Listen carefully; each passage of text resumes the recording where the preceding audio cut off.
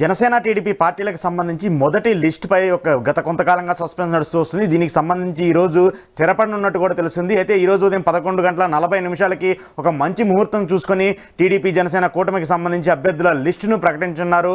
ఇటు జనసేన అధినేత పవన్ కళ్యాణ్, టీడీపీకి సంబంధించి చంద్రబాబు నాయుడు. అయితే ఇప్పటికే ఇరు పార్టీల నేతలకు సంబంధించి ఎవరైతే కీలకంగా ఉన్నారో టీడీపీ పొలిట్ బ్యూరోకి సంబంధించిన కీలక నేతలు కానివ్వండి, అలాగే జనసేన పార్టీకి సంబంధించిన కీలక నేతలందరూ ఇప్పటికే చంద్రబాబు నాయుడు నివాసానికి చేరుకున్నారు. గత కొంతకాలంగా అంటే దాదాపు 3-4 సార్లు చంద్రబాబు నాయుడు పవన్ కళ్యాణ్ భేటీ అయ్యారు. భేటీ అయ్యి సీట్ల సర్దుబాటుపై ఎవరెవరు ఎక్కడి నుంచి పోటీ చేయాలి, ఖచ్చితంగా ఈసారి పోటీ చేస్తే గెలిచేందుకు 100% ఛాన్స్ ఉన్న వాళ్ళకే టికెట్లు ఇవ్వాలని కూడా ఇద్దరు నిర్ణయించుకున్నట్టు తెలుస్తుంది. దానికి సంబంధించి దాదాపు 100కి పైగా అభ్యర్థులను కూడా కన్ఫర్మ్ చేసినట్టు మనకు తెలుస్తుంది. అయితే ముఖ్యంగా టీడీపీకి సంబంధించి సిట్టింగ్లు ఎవరైతే ఉన్నారో గతంలో గెలిచినటువంటి 23 మంది అభ్యర్థులకి దాదాపు 20 మందిని కూడా ఈ మొదటి లిస్టులో వాళ్ళకి జాబితాలో చోటు దక్కబోతున్నట్టు తెలుస్తుంది. ఎందుకంటే 2-3 స్థానాలు మినహా మిగతా అన్ని స్థానాల్లో సిట్టింగ్ ఎమ్మెల్యేలందరికీ తిరిగి టికెట్లు ఇవ్వాలని చెప్పేసి కూడా చంద్రబాబు నాయుడు భావిస్తూ వస్తున్నారు. మిగతా 3-4 స్థానాల్లో అక్కడ జనసేన పోటీ ఇస్తున్నటువంటి నేపథ్యంలో అక్కడ జనసేనకి ఇవ్వాలా, టీడీపీకి ఇవ్వాలా అనేటువంటి ఒక సస్పెన్స్ కొనసాగుతుంది. దీనికి సంబంధించి అక్కడ జనసేనకి ఎక్కువ అవకాశాలు ఉంటాయి కాబట్టి ముందుగా మొదటి లిస్టులో ప్రకటించేటప్పుడు ఇబ్బందులు లేకుండా కొంత సానుకూలంగా ఉండాలని చెప్పేసి కూడా ఆలోచిస్తూ ఉన్నారు. దానికి సంబంధించి సెకండ్ లిస్టులో ఇబ్బందికరంగా ఉన్నటువంటి నియోజకవర్గాలను ప్రకటించాలని చెప్పేసి కూడా టీడీపీ జనసేన కూటమికి సంబంధించి భావిస్తున్నారు. అయితే మొత్తంగా 100కి పైగా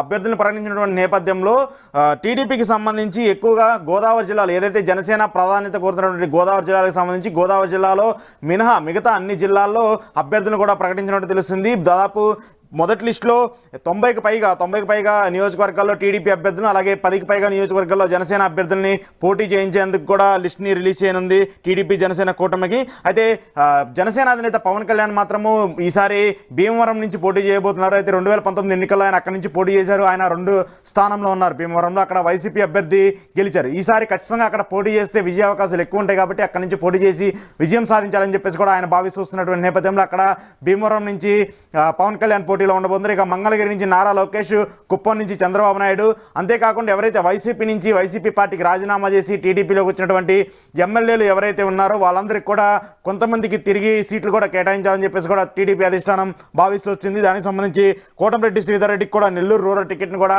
కన్ఫర్మ్ చేయబోతున్నట్టు తెలుస్తుంది. అంటే ముఖ్యంగా టీడీపీకి సంబంధించినటువంటి సిట్టింగ్ ఎమ్మెల్యేలు, అలాగే 2019 ఎన్నికల్లో వాళ్ళు సెకండ్ ప్లేస్లో ఏదైతే ఉన్నారో అలాంటి నియోజకవర్గాలన్నింటినీ కూడా టార్గెట్ చేస్తూ ఈసారి ఆ లిస్టును కూడా ప్రకటించే ఛాన్సెస్ కనబడుతూ ఉన్నాయి. కానీ జనసేనకు మాత్రము అనూహ్యంగా వాళ్ళు ప్రాధాన్యతంగా ఎక్కువగా జనసేనకు బలం ఉన్నటువంటి గోదావరి జిల్లాలు కానివ్వండి, విశాఖ జిల్లా కానివ్వండి, ఈ 3 జిల్లాల్లో మాత్రము కొంత లిస్టు ఫైనలైజ్ కానప్పటికీ, ఎందుకంటే అక్కడ సఖ్యత లేనటువంటి తరుణం మనం చూస్తూ వస్తున్నాం. ఇప్పటికే టీడీపీకి సంబంధించి కానివ్వండి, జనసేనకు సంబంధించి కానివ్వండి, లోకల్గా ఉన్నటువంటి కేడర్ కొంత వివాదాలకు దారి చూపుతున్నటువంటి నేపథ్యంలో అక్కడ ఇంకా సఖ్యత రానటువంటి తరుణంలో ఖచ్చితంగా ఎక్కడైతే బలంగా ఇప్పటికే కన్ఫర్మ్ చేసినటువంటి సీట్లు ఏవైతే ఉన్నాయో ఆ సీట్లు మాత్రమే ప్రకటించాలని చెప్పేసి కూడా పవన్ కళ్యాణ్ డిసైడ్ అయితే తెలుస్తుంది. అయితే గత కొంతకాలంగా పవన్ కళ్యాణ్ అటు విశాఖ టూర్లో కానివ్వండి, రాజమండ్రి టూర్లో కానివ్వండి, అక్కడ డైరెక్ట్గా లోకల్ లీడర్స్తో అందరితో సమన్వయమయ్యారు. అక్కడ సమన్వయమైన నేపథ్యంలో ఆయనే డైరెక్ట్గా ఎవరెవరికి టికెట్ ఇస్తున్నాము, ఎవరెవరికి ఆశావాలు ఉన్నారో, ఎవరెవరు పార్టీ నుంచి ఈసారి పోటీ చేయబోతున్నారంటూ కూడా డైరెక్ట్గానే చెప్తూ వస్తున్నారు. సో వాళ్ళకి మాత్రమే ఈ మొదటి లిస్టులో జనసేన పార్టీకి సంబంధించి కూడా టికెట్లు ప్రకటించే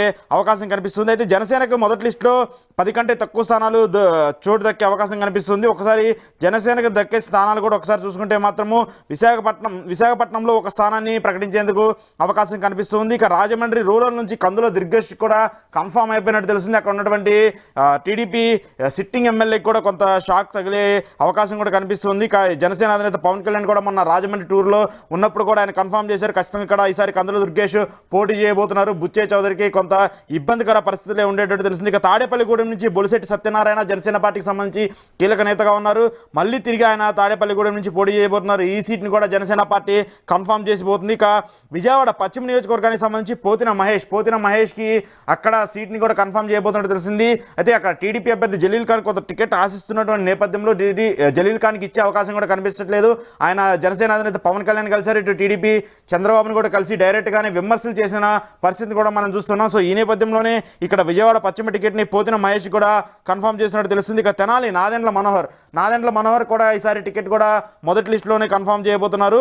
మొత్తం 6 నుంచి 7 స్థానాల్లో జనసేన పార్టీకి మినహా మిగతా 90 నియోజకవర్గాల్లో ఏదైతే టీడీపీకి సంబంధించిన సిట్టింగ్ ఎమ్మెల్యేలు ఉన్నారో, అలాగే సెకండ్ ప్లేస్లో ఉన్నటువంటి 2019 ఎన్నికల్లో ఎక్కువ మెజార్టీ సాధించి సెకండ్ ప్లేస్లో ఉన్నటువంటి అభ్యర్థులు ఎవరైతే ఉన్నారో వాళ్ళకి మాత్రము ఈ మొదటి లిస్టులో టికెట్లు రానున్నట్టు తెలుస్తుంది. అయితే ఈ మొదటి లిస్టుకి సంబంధించి ఇంకా కన్ఫర్మేషన్ రానటువంటి నేపథ్యంలో ఒకవేళ ఈ లిస్టులో ఎవరైతే టికెట్ ఆశించి భంగపడినటువంటి నేతలు చేజారిపోకుండా కూడా ఇప్పటికే టీడీపీకి సంబంధించిన ఒక టీంను కూడా రెడీ చేసినట్టు తెలుస్తుంది. ఎందుకంటే పార్టీలో పొత్తులో ఉన్నటువంటి నేపథ్యంలో జనసేనతో పొత్తుకి చాలా మందికి నచ్చట్లేదంటూ కూడా మనం బహిరంగంగానే చెప్తూ వస్తున్నారు. టీడీపీలో కొంతమంది నిరుత్సాహంలో ఉన్న పరిస్థితిని కూడా చూస్తున్నాం. ఒకవేళ వాళ్ళు పార్టీ నుంచి టికెట్ రాదని తెలిసినటువంటి నేపథ్యంలో వాళ్ళు పార్టీ నుంచి వెళ్ళిపోకుండా కూడా వాళ్ళని సంరక్షించేందుకు కూడా టీడీపీ నుంచి కూడా కొన్ని మంత్రాలు జరుగుతూ ఉన్నట్టు కూడా తెలుస్తుంది. అలాగే జనసేన పార్టీ నుంచి కూడా కొన్ని మంత్రాలు జరుగుతున్నట్టు కూడా తెలుస్తుంది. ఎందుకంటే ఆశావాహులు ఒక పార్టీ నుంచి మరొక పార్టీకి చేంజ్ అయితే మాత్రం ఆ ఓట్ బ్యాంక్ కూడా కొంత టర్న్అవుట్ అవుతుంది కాబట్టి, అలాగే పార్టీ ఓడిపోవడానికి కూడా అలాంటి కారణాలు చాలా ఎక్కువగా టీడీపీ పార్టీ ఇప్పటికే చవి చూసింది కాబట్టి అలాంటివేవి జరగకుండా ఉండడానికి కూడా ఇప్పటికే చంద్రబాబు నాయుడు కానివ్వండి, అలాగే పవన్ కళ్యాణ్ కానివ్వండి, కొంతమంది కీలక నేతలను సర్దుబాటు చేయాలని చెప్పేసి కూడా, అలాగే వాళ్ళని బుజ్జగించాలని కూడా ఆదేశించినట్టు తెలిసింది. కొంతమంది అయితే ఎక్కువగా జనసేన కంటే కూడా టీడీపీలో ఆశావాహులు ఎక్కువగా ఉన్నటువంటి నేపథ్యంలో ఒకవేళ వైసీపీ నుంచి వచ్చినటువంటి ఎవరైతే వైసీపీలో టికెట్లు ఆశించి భంగపడి టీడీపీలో చేరినటువంటి నేతలకి ఈసారి టికెట్లు ఇచ్చేందుకు కూడా చంద్రబాబు నాయుడు ఆశావహిస్తున్నారు కాబట్టి, సో వాళ్ళు కూడా ఇద్దరి మధ్య కొంత గ్యాప్ క్రియేట్ చేస్తే మాత్రం కొంత ఇబ్బందికర పరిస్థితులు మాత్రము కనిపిస్తుంది. ఇక మరోవైపు కీలకంగా కృష్ణా జిల్లాకు సంబంధించి ఏదైతే పెనమలూరు నియోజకవర్గానికి సంబంధించి టికెట్ కూడా కొంత సస్పెన్స్గా కనపడుతుంది. ఈసారి కూడా మొదటి లిస్టులో దానికి సంబంధించి కూడా క్లారిటీ వచ్చే అవకాశం కనిపించట్లేదు. అలాగే విజయవాడ సెంట్రల్ కానివ్వండి, విజయవాడ పశ్చిమ కానివ్వండి, విజయవాడ తూర్పు కానివ్వండి, ఇక్కడ ఏదైతే వంగవీటి రాధా కూడా ఆయన టికెట్ కన్ఫర్మేషన్ కాలేదు. ఎందుకంటే ఆయన జనసేన పార్టీతో సఖ్యతగా ఉన్నారు, ఇటు టీడీపీ పార్టీతో సఖ్యతగా ఉన్నారు, అసలు ఏ పార్టీలో ఉన్నారు కూడా ఒక కన్ఫ్యూజన్ నెలకొన్నటువంటి నేపథ్యంలో ఆ సీట్ని కూడా హోల్డ్లో పెట్టినట్టు తెలుస్తుంది.